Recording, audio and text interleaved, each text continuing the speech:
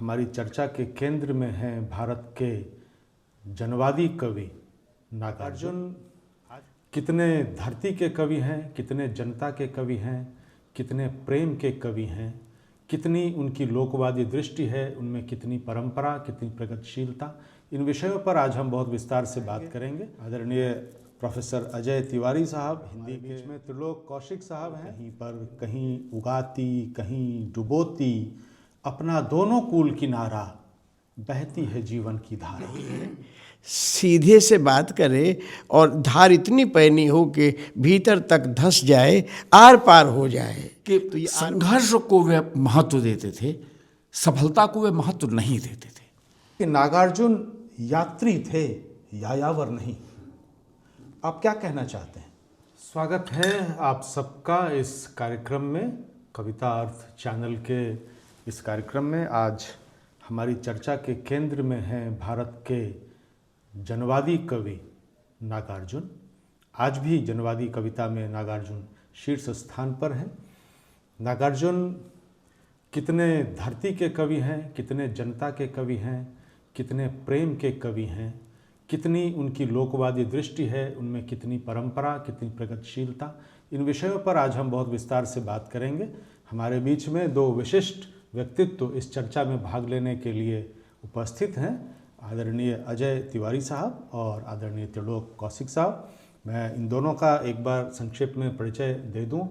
आदरणीय प्रोफेसर अजय तिवारी साहब हिंदी के जाने माने विद्वान, बहुत शीर्षस्थ समालोचक। आप प्रोफेसर थे हिंदी विभाग में दिल्ली यूनिवर्सिटी में, वहाँ से सेवानिवृत्त हुए हैं और उसके बाद इन्होंने कई कवियों और कई रचनाकारों, साहित्यकारों पर काफ़ी विशद काम किया है, जिनमें नागार्जुन भी शामिल हैं। और आपकी पुस्तक नागार्जुन की कविता आज के समय में जो विद्यार्थियों के लिए उपलब्ध पुस्तकें हैं उनमें एक शीर्ष स्थान रखती है। तो आज आप हमारे बीच मौजूद हैं, सौभाग्य है हमारा। स्वागत है सर आपका। धन्यवाद आपका। और हमारे बीच में त्रिलोक कौशिक साहब हैं, हिंदी के जाने माने कवि, साहित्यकार। आप अध्यापक रहे हैं, अध्यापक के रूप में आपने बहुत विशेष काम किया है हिंदी भाषा के ऊपर भी। भाषा ज्ञान के ऊपर आपकी 60 से अधिक पुस्तकें सौभाग्य से हिंदी के प्रेमियों के लिए उपलब्ध हैं और हिंदी शिक्षण के ऊपर आपने लगभग 700 से अधिक कार्यशालाओं का आयोजन किया है। तो आपका एक बहुत बड़ा नाम है हिंदी साहित्य में। हमारे बीच में त्रिलोक कौशिक सर हैं, स्वागत आपका आज के इस कार्यक्रम में। तो आज हम नागार्जुन की ओर चलते हैं और शुरू करते हैं उन्हीं की 4 पंक्तियों से कि मलिन कहीं पर, विमल कहीं पर, थाह कहीं पर, अतल कहीं पर, कहीं उगाती, कहीं डुबोती, अपना दोनों कूल किनारा, बहती है जीवन की धारा। ये जीवन की धारा नागार्जुन में प्रवाहित होती रही और नागार्जुन इस जीवन की धारा में प्रवाहित होते रहे। चर्चा की शुरुआत में त्रिलोक कौशिक सर से शुरू करता हूं। सर, नागार्जुन के प्रारंभिक जीवन और उनकी यात्राओं के विषय में 2 शब्द आप जो भी कहना चाहें। बिहार में नागार्जुन का जन्म होता है और मैथिली, हिंदी, संस्कृत इन तमाम भाषाओं में भी प्रकट हुए हैं, अभिव्यक्त हुए हैं। नागार्जुन होना और नागार्जुन की तरह से लिखना और उस लिखे को जन तक पहुंचाना और उसमें से अधिकांश रचनाओं का जन की समझ में आ जाना, ये बड़ी विलक्षण योग्यता निराला के बाद नागार्जुन में हम पाते हैं। जो कविताएं जन ने, यानी जिनका साहित्य से उस तरह का गहरा लगाव नहीं है, उनको भी घरों में, परिवारों में, खास करके अकाल और उसके बाद इस तरह की कविताएं लिख पाना दूसरा हिंदी के पास कवि नहीं है। सीधे से बात करे और धार इतनी पैनी हो कि भीतर तक धंस जाए, आर पार हो जाए। तो ये आर पार होने की जो तीक्ष्णता है वो हम नागार्जुन में पाते हैं। और पूरा जीवन एक कमिटमेंट के साथ, एक प्रतिबद्धता के साथ, मैं वैचारिक प्रतिबद्धता के लिए इतना उस पर बल नहीं दे रहा हूँ, पर जीवन के प्रति प्रतिबद्ध होना अगर किसी को महसूस करना है, सीखना नहीं महसूस करना है, तो आप नागार्जुन के पास जा सकते हो। इतने बड़े कवि ने जितनी बार मैंने उनको देखा, बहुत बार नहीं देखा, अगर 2, 4, 6 बार देखा भी, तो ये पाया कि कोई इतना बड़ा साहित्यिक व्यक्ति इस तरह भी भीड़ के बीच में मौजूद हो सकता है कि अपनी उपस्थिति को लगभग शून्य के पास ले जाकर खड़ा कर दे, और ये शून्य में जाकर के जीना, लिखना, बोलना जन जन तक पहुंचने की पगडंडी बन जाता है। ये हम देखते हैं कवि नागार्जुन में। मेरा तो ये सौभाग्य रहा है कि मेरा जन्म भी उसी क्षेत्र में, उसी मिथिला की मिट्टी में हुआ जहाँ नागार्जुन का जन्म हुआ। तो इस दृष्टिकोण से भी मैं कभी जब मिथिला के ऊपर गौरव करता हूँ तो नागार्जुन के ऊपर भी गौरव करता हूँ। सर, उनके आरंभिक जीवन के विषय में अगर तिवारी सर आप कुछ कहना चाहें। उनके आरंभिक जीवन के विषय में उनके पुत्र ने उनकी जीवनी में बहुत विस्तार से लिखा है जी। और खुद नागार्जुन ने अपनी कविताओं में दीनहीन कृषक कुल में और ब्राह्मण, दरिद्र ब्राह्मण कुल में जन्म हुआ था, ये सब खुद भी लिखा है। जी जी। तो बहुत गरीब ब्राह्मण थे और मिथिला के ब्राह्मणों में जिस तरह की प्रथाएं थीं उस तरह की काफ़ी प्रथाएं उनके घर में भी थी। बस एक ही प्रथा नहीं थी कि वो लोग कई विवाह कर लेते थे और घूम घूम के ससुरालों में रहते थे। नागार्जुन के पिताजी घूमते तो थे लेकिन कई विवाह नहीं किए थे उन्होंने। तो नागार्जुन अपने पिता के साथ घूमा करते थे, वो कंधे पे बैठ के, मतलब उस एज से। तो उसका वर्णन उन्होंने भी किया है, फिर उनके पुत्र ने उनकी जीवनी में विस्तार से किया है। बहरहाल उन्हीं दिनों से नागार्जुन पढ़ाई के लिए संघर्ष करते थे और स्कूल में भी संस्कृत में शिक्षा होती थी तो, और मैथिल में शिक्षा होती नहीं थी, लेकिन उनको मैथिल के अलावा कुछ आती नहीं थी। तो ब्राह्मण कुल में पैदा हुए तो संस्कृत में शिक्षा के लिए वो प्रतियोगिता वगैरह में हिस्सा लेते थे और इस तरह से करके मतलब बहुत संघर्ष की स्थितियों से नागार्जुन ने अपना अध्ययन किया और घुमक्कड़ी का अपने पिता के साथ कंधे पे घूम घूम के उनको शौक लग गया था। तो एक तरह से अध्ययन की रुचि और घुमक्कड़ी की रुचि उनको प्रारंभ से ही मिली थी और इसका परिचय नागार्जुन की अपनी रचनाएं खुद विस्तार से देती हैं और नागार्जुन के जीवनी में भी विस्तार से मिलता है।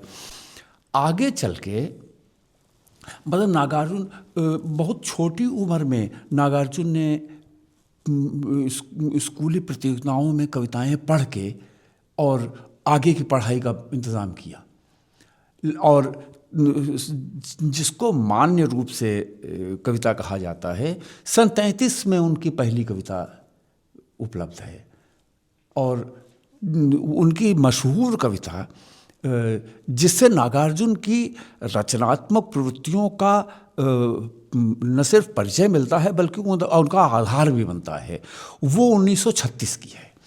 और 36 वर्ष विशेष रूप से उल्लेखनीय इसलिए है कि 36 में ही प्रगतिशील लेखक संघ का जन्म हुआ था और प्रेमचंद ने उसकी अध्यक्षता की थी।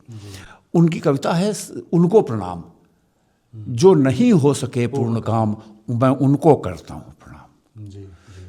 और आप देखिए कि उनको प्रणाम करते हैं, था जन्म काल में सिंह लग्न पर कुसमय ही देहांत हुआ।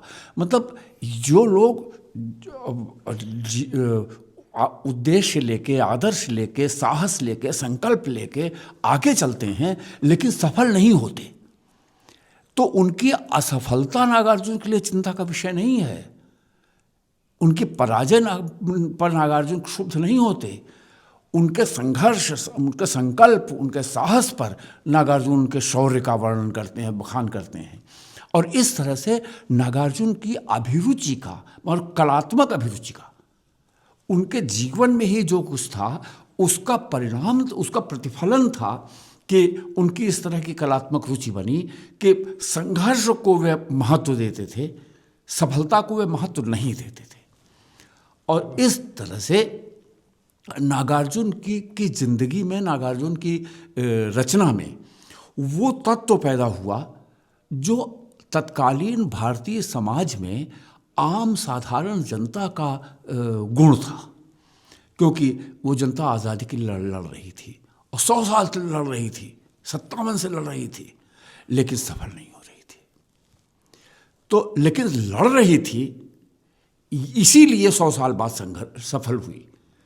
तो संकल्प, संघर्ष, साहस, इसको नागार्जुन ज़्यादा महत्व देते थे। सफलता को, उपलब्धि को नागार्जुन उतना महत्व नहीं देते थे। उसका बाई प्रोडक्ट मानते थे कि वो चलो उसका ठीक बाई है, प्रोडक्ट सफलता है, मिली तो हाँ। ये करते रहोगे तो वो आएगा। जी जी। तो इस तरह से नागार्जुन के माने नागार्जुन से आत्मीयता का एक मूल आधार यही बनता है कि जीवन और साहित्य में ऐसी गहरी एकता बहुत रेयर मिलती है, बहुत कम कवियों के यहाँ मिलती है। नागार्जुन ने सर मैथिली में उन्होंने लिखा वैद्यनाथ मिश्र यात्री के नाम से।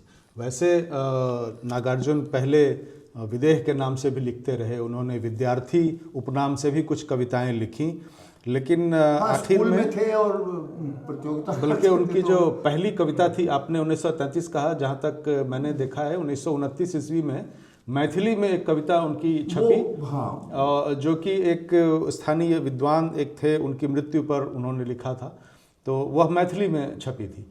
तो बाद में जाकर के उन्होंने ये यात्री उपनाम से मैथिली में लिखा और नागार्जुन के नाम से वो उसमें लिखते रहे। उन्होंने जो यात्री नाम अपना रखा मैथिली में, कहते हैं कि वह उनके जीवन को बहुत तरह से सही दृष्टि से दिखाता है, क्योंकि वह एक यात्री ही रहे जीवन भर। उनका तरौनी उनका गांव था, पैतृक गांव, लेकिन उनके गांव में उनका जन्म नहीं हुआ। उनका जन्म हुआ उनके ननिहाल सतलखा में, थोड़ी दूर पर एक गांव है। वहाँ से फिर वो तरौनी आए, फिर शिक्षा के लिए ही पास के ही गांव गनौली में वो रहे, फिर वो सहरसा जिला के अंतर्गत पचगछिया है, वहाँ से उनकी शिक्षा हुई। फिर वो काशी चले गए, फिर काशी से वो कलकत्ता चले गए, फिर कलकत्ता से उनको जैन वाङ्मय का कुछ पढ़ाने का अवसर मिला सहारनपुर में, तो वो सहारनपुर चले गए। फिर सहारनपुर से कुछ दिनों के बाद वो लाहौर चले गए। लाहौर से कुछ दिनों के बाद जब उन्हें अवसर मिला तो वो एक पत्रिका का संपादन करने के लिए अबोहर आ गए। और अबोहर में रहते रहते उनके मन में क्या आया कि वो रामेश्वरम पहुंच गए। और फिर रामेश्वरम में एक बड़ी रोचक कहानी है, किस तरह उनको एक सेठ का पुत्र मिला और उनसे मदद लेकर के किसी तरह से उन्होंने वहाँ से लंका की यात्रा शुरू की और वो लंका के बौद्ध मठ में पहुँच गए, जहाँ जा कर के उन्होंने बौद्ध धर्म भी स्वीकार किया। और वहाँ से उन्होंने नागार्जुन नाम भी उन्होंने वहीं से अर्जित किया। राहुल सांकृत्यायन से उनका संपर्क भी वहीं पर हुआ। तो ये एक उसके बाद भी उनकी यात्राएं चलती रही। 1941 के करीब में कहते हैं कि वो वापस आ गए, गृहस्थ जीवन में वापस आए और फिर उनकी, लेकिन उसके बाद भी वो कहीं रुके नहीं, लगातार उनकी यात्राएं चलती रहीं। इस सिलसिले में मैं आपकी पुस्तक में, जो नागार्जुन पर आपकी पुस्तक है, नागार्जुन की कविता, आप लिखते हैं कि नागार्जुन यात्री थे, यायावर नहीं। आप क्या कहना चाहते हैं?